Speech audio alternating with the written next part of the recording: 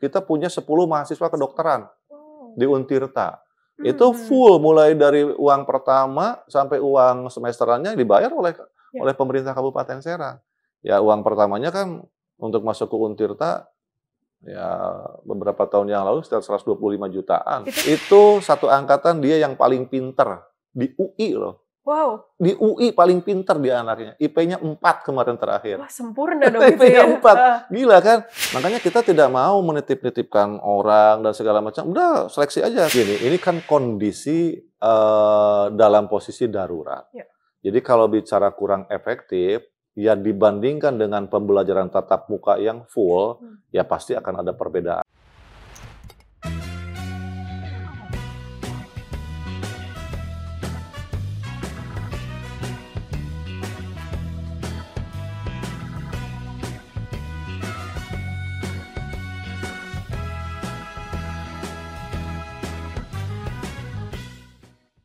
Halo pemirsa Banten Story, yang tentunya setia menemani konten-konten kita yang kreatif, inovatif, dan juga inspiratif pastinya. Dengan saya, Amel Dharma, tentunya dalam program SOS Sajian Obrolan Santai.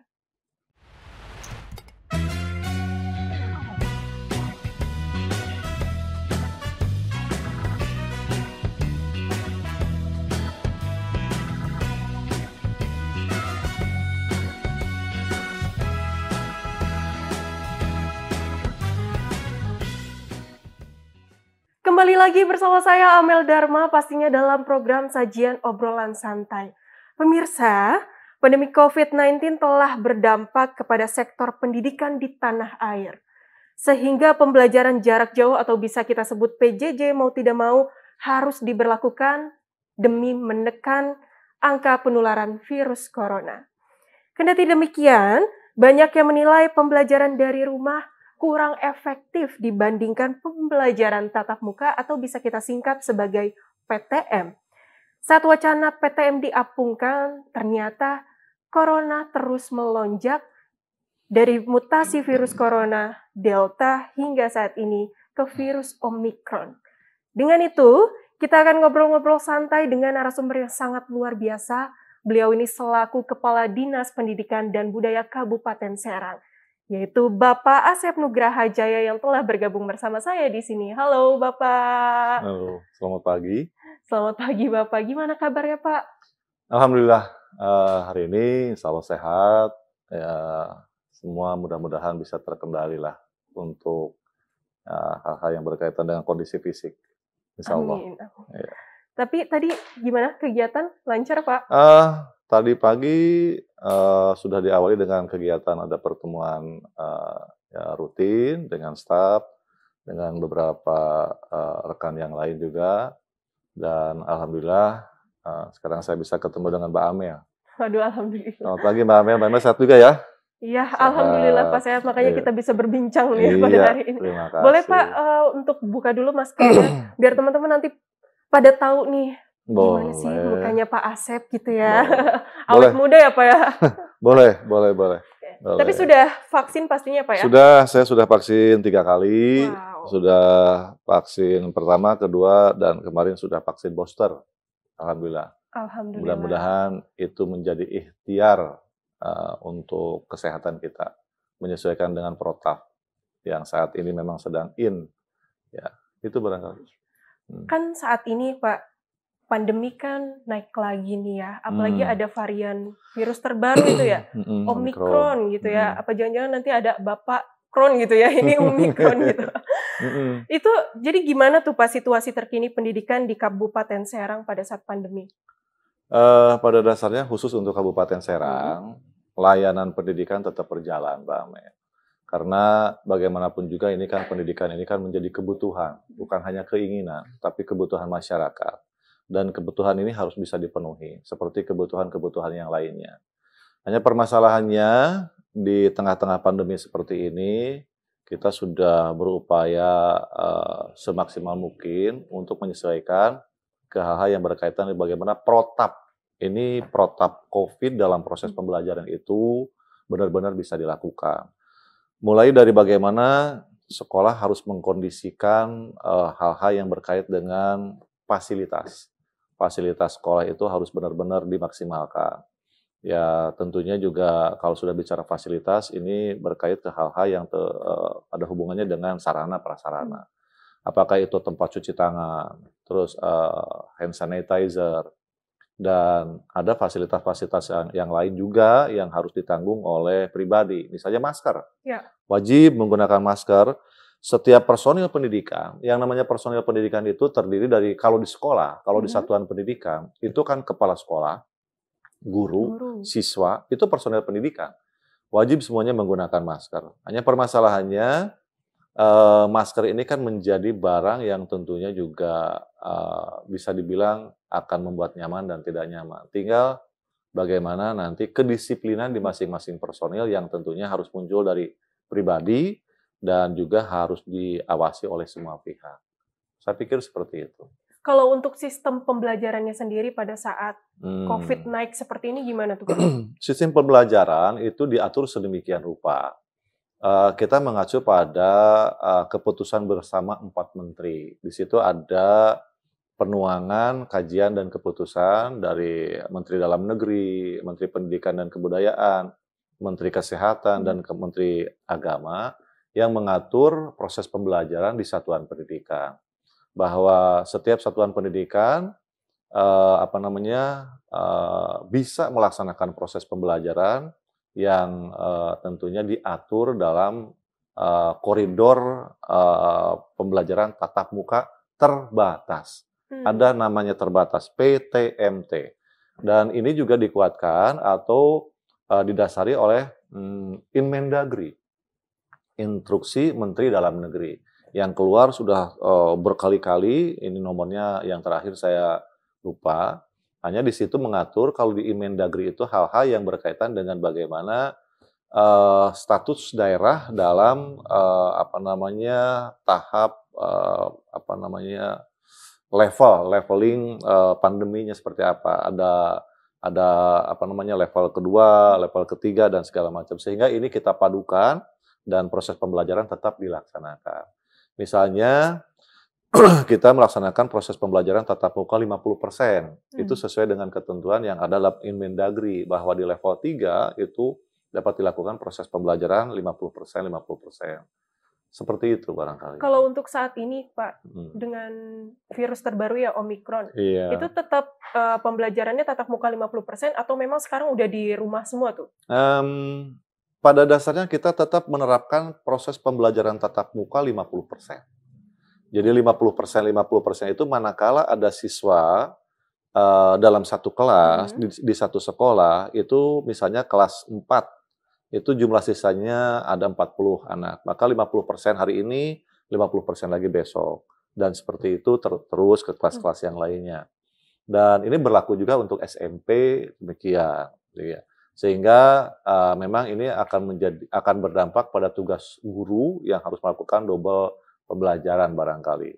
Jadi bisa di sekolah dan bisa juga online barangkali seperti itu. Atau memang dilaksanakan dengan di sekolah atau dengan yang 50% berikutnya dengan penugasan-penugasan yang lainnya.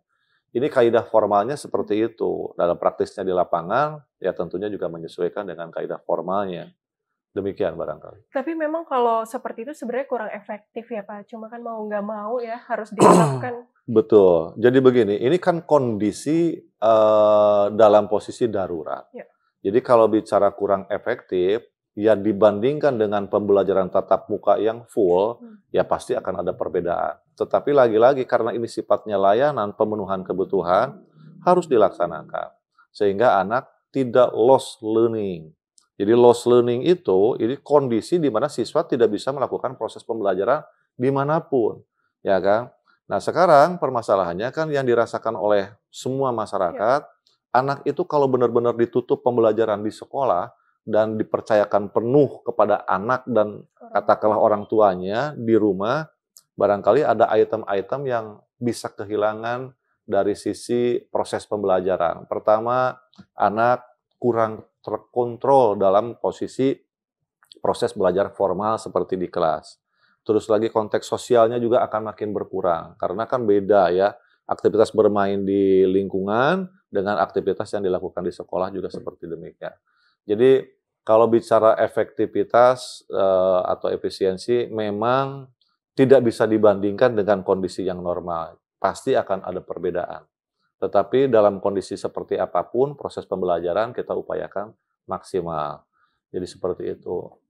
Kecuali bagi sekolah-sekolah yang tentunya dalam kondisi yang sekarang sudah ada katakanlah yang terpapar gurunya atau siswa dan segala macamnya, itu kita harus lakukan treatment khusus barangkali seperti itu dengan melakukan proses pembelajaran jarak jauh atau PJJ atau BDR atau belajar dari rumah seperti itu. Kalau untuk dari sekolahnya sendiri untuk saat ini sudah berapa sekolah yang ditutup Pak karena COVID ini?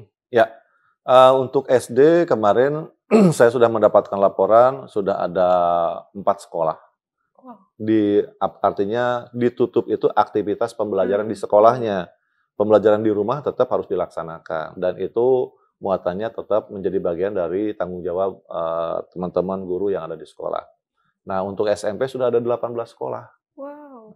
SMP sudah lebih banyak, gitu. Karena rata-rata memang guru yang terpapar itu sudah harus bekerja dari rumah, istirahat, dan tentunya untuk menjaga penularan, sekolahnya sementara ditutup. Seperti itu. Itu berarti kalau SD tadi 4 sekolah, iya. SMP sudah 18 sekolah. Iya, sudah 18. Tapi kalau untuk dari datanya sendiri Pak, sudah berapa siswa yang terpapar COVID?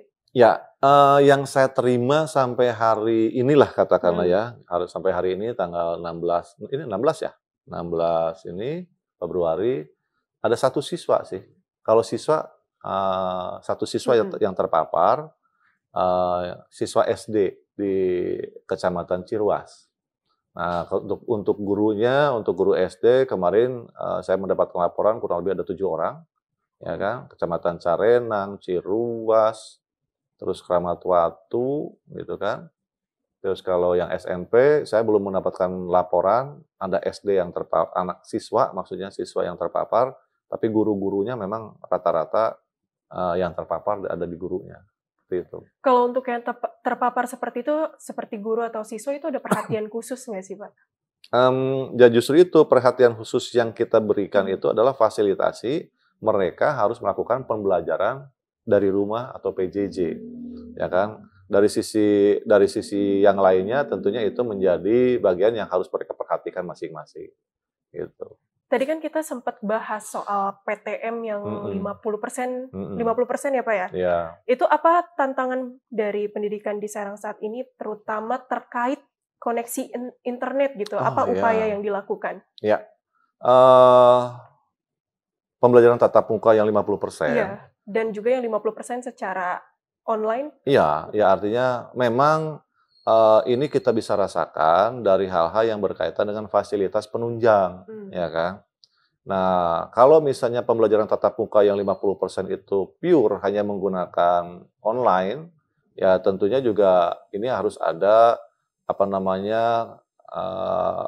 fasilitas minimal siswa memiliki Android, terus bukan hanya memiliki Android-nya, tapi juga memiliki kuota dan segala macam. Dan ini terus terang saja jadi bagian yang di beberapa personil dan wilayah tertentu akan ada hambatan, ya kan? Misalnya di daerah-daerah yang blank spot gitu kan, ada hambatan. Tetapi saya berharap, nah justru ini ke rekan-rekan kepala sekolah dan guru tidak hanya mengandalkan fasilitas online untuk pembelajaran yang di rumah itu. Guru kan bisa menyiapkan juga fasilitas pembelajaran melalui penugasan dan segala macam. Sehingga pada saat anak yang 50% ada di sekolah, ya belajar juga di sekolah, tapi belajar untuk yang di rumahnya keesokan harinya sudah membawa bahan. Barangkali seperti itu. Sehingga ada kemudahan lah bagi anak, tidak harus mengandalkan Android atau fasilitas online yang justru akan menjadi hambatan manakala nanti ada kesulitan. Oke, berarti memang untuk fasilitasnya sendiri kan harus ada kuota ya Pak, ya, handphone Android, dan mungkin memang semuanya nggak nggak punya gitu loh. Ya, Ada yang punya, ada yang enggak gitu, Mbak. katakanlah seperti itu. Karena kan Android itu kan bukan barang yang murah ya. Iya. Android itu bukan barang yang murah dan kita juga tidak bisa memaksakan. Sementara satu sisi kan anak harus belajar. Prinsipnya di tengah-tengah kesulitan ini harus ada kemudahan yang bisa dimunculkan untuk melayani proses pembelajaran. Sifatnya kan kami dengan para kepala sekolah dan guru itu menyiapkan layanan dan layanan ini makanya ini kepada Bapak dan Ibu, para orang tua, setiap layanan yang diberikan oleh sekolah, oleh guru dimanfaatkan dengan sebaik-baiknya. Karena ini demi kepentingan belajar anak-anak yang tentunya ini menjadi akses bagi anak supaya tidak putus belajar. Itu barangkali. Tapi memang nih Pak ya, kalau kita di rumah aja kan kita sebagai orang yang sudah dewasa ibaratnya Ya, bosen ya Pak. betul. Apalagi anak-anak yang sekolah nih, Mm-mm. di rumah aja bosen Mm-mm. belajar itu terus gitu. Dia juga Mm-mm. mau main sama teman-teman. Mm-mm. Dan akhirnya anak-anak ini memutuskan untuk bekerja ketimbang belajar lagi. Dan akhirnya banyak anak-anak yang putus sekolah. Kalau di kabupaten sendiri ada nggak sih Pak yang Ya, seperti itu? Dan berapa jumlahnya gitu? kebetulan ini kan ada kewenangan yang sifatnya leveling ya, penjenjangan. Kabupaten Serang ini, kabupaten bukan Kabupaten Iya. Serang. Kabupaten Serang ini kan punya kewajiban untuk mengatur tata kelola jenjang pendidikannya itu pendidikan anak usia dini, pendidikan masyarakat, sekolah dasar dan SMP. Sampai saat ini untuk kasus-kasus yang berkaitan dengan katakanlah ada siswa yang bosan belajar di rumah dan Iya. segala macam, sampai akhirnya mencari kompensasi aktivitas bekerja, putus sekolah, Putus sekolah. bahkan sampai menikah, itu belum ada laporan karena kan yang kita kelola kan siswanya SMP ke bawah, kan seperti itu. Jadi belum sampai usia kerja sampai usia nikah belum ada. Nah, putus sekolah pun belum ada laporan akibat dari katakanlah belajar di rumah sampai harus putus sekolah juga belum ada Belum laporan. ada ya Pak ya? Belum ada laporan. Hanya memang bukan kendala, permasalahan yang sama-sama harus kita perhatikan itu adalah di dalam konsistensi anak dalam belajar. Kalau misalnya di sequelnya belajar di sekolah, itu kan ada tanggung jawab dari pihak sekolah, mulai dari jam 7.15 sampai jam yang ditentukan, apakah jam 10, apa jam 11, apa bagaimana. Tetapi di luar itu kan harus ada konsistensi perhatian dari masyarakat. Ya. Karena begini, Mbak Amel, dan kepada seluruh masyarakat semuanya, tentunya proses belajar di masa pandemi ini itu bukan hanya tanggung jawabnya kepala sekolah dan guru. Ini harus menjadi perhatian dari semuanya, dari masyarakat. Anak dimanapun belajar itu harus menjadi poin yang diperhatikan oleh semua pihak. Pada saat anak ada di rumah, kalau melakukan proses pembelajaran di rumah, maka orang tua juga harus mengawasi. Jadi tetap pagi hari itu anak jangan dibiarkan untuk bermain di luar. Pasti anak itu kan membawa bekal materi pelajaran. Katakanlah dari jam-jam belajar anak antara jam 7.30 sampai jam 10 di rumah tuh harus belajar seperti apa. Apalagi kalau misalnya gurunya membuka koneksitas komunikasi melalui internet kan bisa terkontrol. Ya. Nah, pada saat proses pembelajaran tidak melalui internet, melalui lembaran-lembaran seperti itu kan anak harus ada di sekolah. Tidak mungkin ya pagi-pagi anak sudah sarapan segala macam malah keluar dan segala macam itu tidak mungkin seperti itu. Jadi ini harus menjadi perhatian dari semua pihak. Jadi kekuatan proses pembelajaran di masa pandemi itu akan muncul dari kekuatan semua pihak untuk bisa memberikan perhatian. Tidak mungkin anak bisa melakukan proses pembelajaran kalau tidak semua pihak memberikan perhatian. Siapapun dan dimanapun. Barangkali seperti itu. Berarti kalau di kabupaten sendiri kan itu belum ada info ya Pak ya, yang putus sekolah apalagi sampai nikah ya. Nah, sampai saat ini enggak, karena kan kita bisa membaca ini kan anak PAUD, SD, SMP kan belum sampai ke usia kerja atau usia nikah belum sampai seperti itu. Ya kalau misalnya katakanlah di level yang lebih tingginya, saya juga harus mencari atau harus mendapatkan informasi yang sesuai barangkali seperti itu. Kalau tadi kan kita sudah bahas gimana teknis pembelajaran saat COVID dan lain-lain. Saya pengen tahu dong, dan teman-teman juga pasti di sini pengen tahu nih, apa aja sih program-program dari Kabupaten Serang ini untuk menunjang pendidikan? Oh, ya. Oke, Mbak Amel jadi gini, Mbak Amel dan seluruh pemirsa Banten Story, bahwa Dinas Pendidikan dan Kebudayaan Kabupaten Serang ini menjadi salah satu organisasi perangkat daerah yang ada di pemerintah Kabupaten Serang. Berdasarkan Undang-Undang 23 ada kewenangan yang diatur bahwa Dinas Pendidikan itu harus mengatur dan menata kelola dua urusan wajib. Urusan wajib yang pertama itu adalah urusan pendidikan. Maka namanya Dinas Pendidikan dan Kebudayaan. Jadi urusan wajib yang pertama itu adalah urusan pendidikan. Urusan wajib yang kedua adalah urusan kebudayaan. Nah, ini dua-duanya urusan wajib, tetapi memang mungkin ada dua fungsi yang berbeda juga. Ada urusan wajib pelayanan dasar, ada urusan wajib non pelayanan dasar. Nah, itu barangkali yang harus diketahui oleh semua pihak. Dan di dua urusan wajib ini, Mbak Amel dan seluruh pemirsa, itu ada program-program prioritas dan ada program penunjang. Nah, di pendidikan, itu program prioritasnya itu diantaranya yang digulirkan oleh pemerintah Kabupaten Serang adalah pemberian insentif terhadap guru honor. Itu sudah menjadi program prioritas.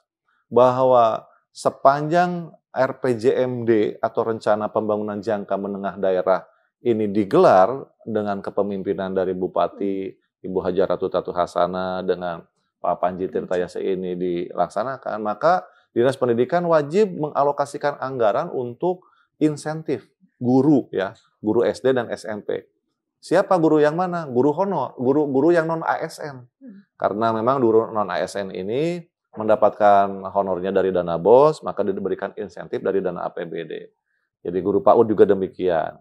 Nah, yang kedua yang menjadi program prioritas nih kan kita bagi dua, ada program prioritas, ada program penunjang.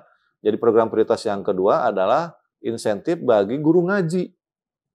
Nah, kan ada guru ngaji, ada guru madrasah gitu kan ya seperti itu. Kita berikan bantuan. Ini dananya cukup lumayan besar ya untuk guru insentif guru saja mencapai angka 27 miliar. Wow. Ya kan, cukup besar. Ya, tapi angka 27 miliar itu kan ada sekian ribu guru yang harus dibagi. Jadi per bulannya kan ya jadi akhirnya ya mudah-mudahan bisa memenuhi inilah kebutuhan, sedikit menutupi kebutuhan. Insentif guru ngaji pun demikian. Insentif guru ngaji, guru madrasah, guru Taman Pendidikan Al-Qur'an gitu kan. Ini luar biasa, anggarannya 26,9 miliar. Nah, ini barangkali. Program prioritas yang berikutnya adalah beasiswa. Beasiswa. Nah, beasiswa ini menjadi program prioritas yang ada di Dinas Pendidikan, yang ada di pemerintah Kabupaten Serang. Ada beasiswa yang untuk masyarakat murni, ya kan, yang lulus SMA.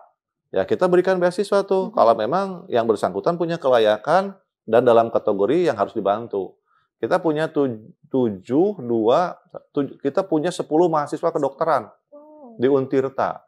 Itu full mulai dari uang pertama sampai uang semesterannya dibayar oleh pemerintah Kabupaten Serang. Ya, uang pertamanya kan untuk masuk ke Untirta ya beberapa tahun yang lalu sekitar 125 jutaan. Itu untuk yang kedokteran kita bayar, ya, Pak? Iya, kedokteran kita bayar.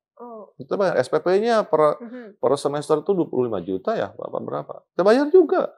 Itu kita siapkan. Ini program prioritas. Ya kan? Seperti demikian. Ada yang program Diploma 1 Teknik Kimia Untirta juga kita siapkan. Ada yang kuliah di Universitas Indonesia juga kita biayai di program vokasi ya kan 3 tahun.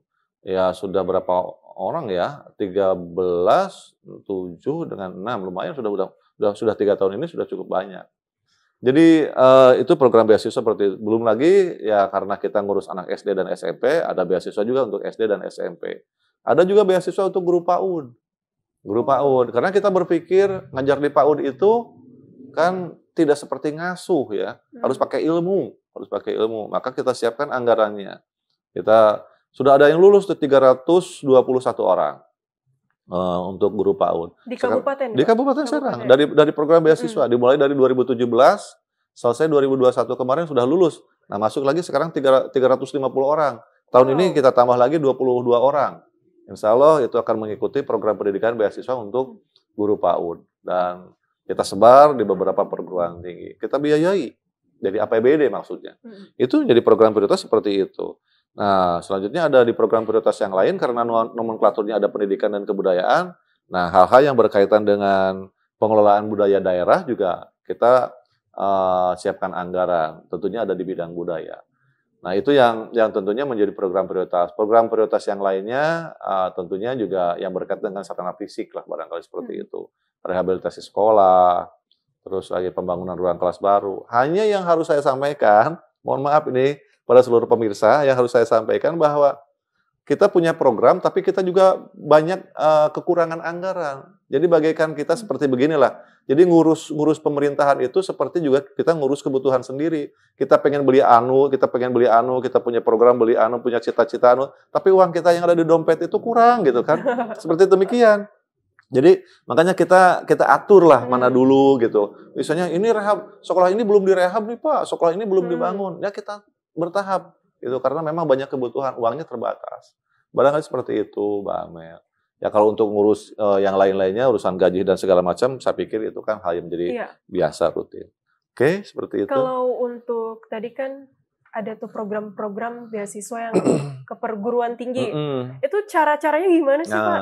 Oke. Ini apa namanya, pertanyaan bagusnya ada di sini. Caranya seperti apa? Biar masyarakat Kabupaten Serang tahu ya. Jadi begini, kita punya mahasiswa anak Kabupaten Serang, terakhir itu anak Ragilan. Saya datang langsung ke rumahnya. Saya lihat rumahnya seperti apa, orang tuanya kerja di mana. Benar-benar anak ini harus dibantu, Mbak Amel. Caranya seperti apa? Kita hanya punya otorisasi mendukung kegiatan ini dalam penganggaran. Ya kan? Jadi kalau ini benar-benar anak Kabupaten Serang yang lulus seleksi dan memenuhi syarat, tentunya kita tinggal dukung aja. Jadi kita tidak punya intervensi, tolong dong Pak Rektor, ini anak Kabupaten Serang, miskin, pintar, nggak bisa. Tetap harus terpenuhi standar. Jadi anak yang dari Karagilan kemarin saya lihat memang anaknya punya kelayakan, anaknya pintar, terus lagi mohon maaf ya dalam kategori yang ya boleh dibilang menengah ke ini ya gitu kan dari sisi ekonomi. Makanya kita usulkan ke Ibu Bupati, ini perlu dibantu, bantu langsung. Jadi kalau proses seleksinya itu semuanya ada di perguruan tinggi. Yang ke UI juga sama begitu. Kita tidak bisa nitipkan, tolong dong Pak Rektor UI, Pak Dekan ini nitip anak-anak kabupaten. Nggak bisa, mereka seleksi. Dan ini divalidasi oleh kemampuan belajar mereka dan hasil belajar mereka. Satu anak, boleh saya sebut namanya Fitri ya, dari Rego. Rego itu masuknya kan Kecamatan Petir ya, ke arah mau ke apa. Itu satu angkatan dia yang paling pinter di UI loh. Wow. Di UI paling pinter dia anaknya. IP-nya 4 kemarin terakhir. Wah, sempurna dong itu ya. IP-nya 4. Gila kan? Nah, artinya program kita ini divalidasi oleh kemampuan belajar mereka gitu. Ada 2 anak yang kemarin sama si Upit ya, siapa namanya ya. Itu IP-nya sampai 4 kan bulat itu, IP 4 itu kan luar biasa kan. Nah, artinya biaya yang kita keluarkan itu kan tidak salah. Nah, seperti itu. Jadi makanya kita tidak mau menitip-nitipkan orang dan segala macam. Udah seleksi aja. Cuman kita memang buka ini loh, ada pendaftaran tanggal sekian. Ini adik-adik calon mahasiswa nih ya, mohon perhatian khususnya yang ada di Kabupaten Serang. Kalau misalnya mau mendapatkan program beasiswa dari Kabupaten Serang, belajar yang benar, ikuti prosesnya, jangan berpikir dan berharap bahwa saya akan menitipkan, nggak ada seperti itu. Karena kalau dititipkan percuma, bisa-bisa nanti dititipkan pas kuliah tidak mampu malah percuma juga kan begitu, bisa drop out kan seperti itu. Jadi inilah barangkali. Jadi prosesnya sama mengikuti, ada bisa melalui SNMPTN, bisa SMNPTN, bisa seleksi bersama atau ujian mandiri. Silakan yang mana yang mau diikuti. Yang penting kalau misalnya lulus, masuk, teridentifikasi oleh kita dorong.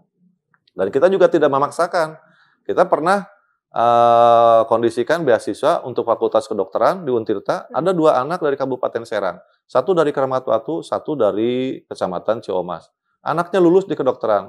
Kita panggil, kita tanya, kita tahu mau pakai, silakan kamu lulus, mau pakai beasiswa apa enggak? Enggak Pak, saya mau pakai biaya sendiri. Ya udah, bagus-bagus aja kalau begitu. Jadi tidak jadi beban pemerintah daerah. Seperti itu, Mbak Amel. Itu berarti untuk teman-teman nih yang mau dapat beasiswa dari Kabupaten Serang, kalian itu harus memenuhi kualifikasi gitu ya Pak Ya, ya, ya. dan juga harus mengikuti seleksi yang ada gitu. Jadi untuk teman-teman belajar yang benar, ikut seleksinya biar bisa dapat beasiswa dari Kabupaten Serang. Balik lagi nih Pak ke pendidikan. Kan banyak anak muda nih sekarang menilai pendidikan di Indonesia ini kaku gitu loh. Jadi lebih mengedepankan hafalan. Jadi justru malah pada saat keluar gitu, bingung gitu loh, karena nggak sesuai dengan fashion. Menurut tanggapan Pak Asep gimana tuh? Saya pikir begini, pendidikan itu kan menu. Menu yang disajikan baik itu oleh pemerintah maupun oleh satuan pendidikan sampai di sekolah. Sepanjang menu ini bisa dicerna, bisa diterima, dan tentunya juga bisa menjadi bagian dari kehidupan kita, itu adalah hal yang tentunya diharapkan bisa menempatkan posisi personil itu ke arah yang lebih baik. Tentunya setiap menu itu ada yang bisa diterima oleh customer, ada juga yang tentunya dinilai ini kurang ini lebih di sini dan segala macam, atau bahkan ini tidak cocok. Nah itulah menu, karakter menu itu seperti itu. Jadi dimanapun seperti itu. Nah kepada semua pihak, siapapun yang ada pikiran-pikiran bahwa pendidikan di Indonesia ini lebih ke hafalan, memang benar, sebagian dari proses belajar atau pendidikan itu harus ada hafalan. Harus ada hafalan. Harus ya, Pak? Harus. Tetapi kan pengembangan hal-hal yang berkait dengan kompetensi personil itu tidak melulu hanya di hafalan. Jadi saya pikir begini, kritik dan hal-hal yang berkait dengan tanggapan, sepanjang itu positif, ya bagus-bagus saja. Bagus, karena saya juga menjadi bagian dari itu semua, ya kan, termasuk core bisnis pendidikan itu ya tentunya harus jadi perhatian semuanya. Tapi ya kembali lagi, bagi siapapun yang sudah merasakan bahwa pendidikan itu menjadi kepentingan, tentunya mari kita dukung bahwa pendidikan itu kita upayakan supaya bisa lebih baik lagi. Saya pikir itu yang penting. Jadi itu sesuai porsi ya, gimana seperti menu gitu ya? ya? Iya, menu. Jadi namanya menu itu kan ada tingkatannya juga. Menunya untuk bayi seperti apa, menunya untuk anak kecil seperti apa. Gak mungkin anak usia 2 tahun dikasih makanan yang pedas juga gak mungkin gitu kan. Bayi juga gak mungkin dikasih bubur tiba-tiba gak mungkin gitu kan. Dikasihnya nasi-nasi yang lebih sangat halus. Saya pikir seperti itu. Kalau saya sih melihat semua kritik, semua pendapat itu akan jadi positif manakala memang semua orang benar-benar bisa memahami dan diarahkan ke arah yang lebih baik. Gitu. Terakhir nih Pak, pertanyaan terakhir dari saya, karena memang ini waktunya terbatas ya Pak ya, padahal ini pasti obrolannya sangat menarik sekali gitu, karena pendidikan itu adalah dasar untuk kita ya. Selanjutnya nih kan kemudian sekarang kan lagi pandemik nih ya Pak ya, siswa banyak yang tidak konsen belajar, ibaratnya nggak efektif lah ya belajar dari rumah. Apakah UN ini masih jadi acuan untuk kelulusan? Itu pertanyaannya. Saya pikir sekarang kan ketentuannya sudah tidak ada lagi ujian nasional ya, sudah tidak menjadi acuan. Jadi sekarang kan dengan pola-pola yang lain kan seperti itu. Jadi ada sistem penilaian yang menggunakan ANBK dan segala macam, dan sistem kelulusan juga diserahkan pada sekolah. Jadi sudah ada beberapa saat yang lalu ujian nasional itu memang sudah tidak ada. Oh, memang sudah tidak diberlakukan sudah ya Pak? Tidak ada. Terakhir itu kapan tuh Pak? Kalau tidak salah 2 tahun yang lalu ya. Oh, 2 tahun yang lalu. Sudah 2 tahun yang lalu, sudah tidak ada lagi ujian nasional, sehingga ujian nasional ini berdasarkan hasil evaluasi tidak menjadi tendensi bagi kelulusan dan tolok ukur keberhasilan belajar. Tetapi ada sistem penilaian yang lain yang lebih ke arah bagaimana melakukan pengukuran dan diagnosa belajar dan segala macam. Itu barangkali hal yang menjadi bagian penting. Makanya saya menghimbau kepada seluruh masyarakat, terutama adik-adik pelajar, ikuti proses pembelajaran dengan baik, fasilitas ke depan untuk bisa menentukan adik-adik bisa masuk dalam ruang yang seperti apa. Saya pikir ini adalah tentunya akan sangat tergantung pada potensi adik-adik dan kemampuan adik-adik sendiri. Saya pikir seperti itu. Oke, baik Pak Asep. Hmm. Closing statement nih buat teman-teman nanti yang akan nonton video ini. Gitu. Dari saya closing statement-nya ini adalah bahwa pendidikan itu adalah upaya untuk atau proses memanusiakan manusia. Jadi dalam bentuk apapun yang namanya pendidikan itu menjadi bagian penting dan tentunya harus pernah dilalui oleh setiap individu. Jadi di kategori formal, di kategori kenegaraan, di kategori keagamaan, itu pendidikan itu kan menjadi bagian penting. Bahkan kita sudah berkali-kali mendapatkan katakanlah penjelasan bahwa pendidikan yang paling awal itu ada di rumah. Bahkan ibu itu adalah madrasah pertama yang ada di rumah. Jadi siapa sih yang bisa menghindar dari proses pendidikan? Jadi usaha memanusiakan manusia, usaha atau upaya untuk memposisikan bahwa kita itu berada dalam kategori memenuhi standar logika, etika, dan estetika, itu tentunya salah satunya atau dikuatkan melalui proses pendidikan. Maka mari kita sama-sama menguatkan diri untuk serius mengikuti proses pendidikan dan mensupport pelaksanaan proses pendidikan di setiap wilayah dan di setiap jenjang. Itu barangkali yang dapat saya sampaikan.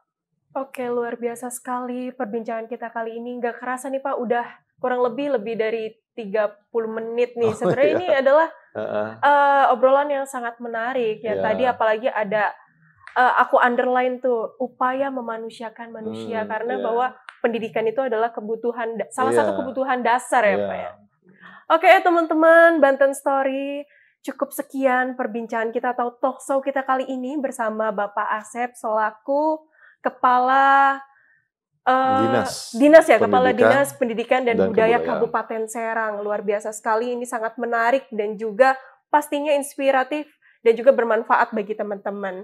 Saya Amel Dharma, jangan lupa untuk like, komen, dan subscribe. Sampai ketemu di konten kita selanjutnya.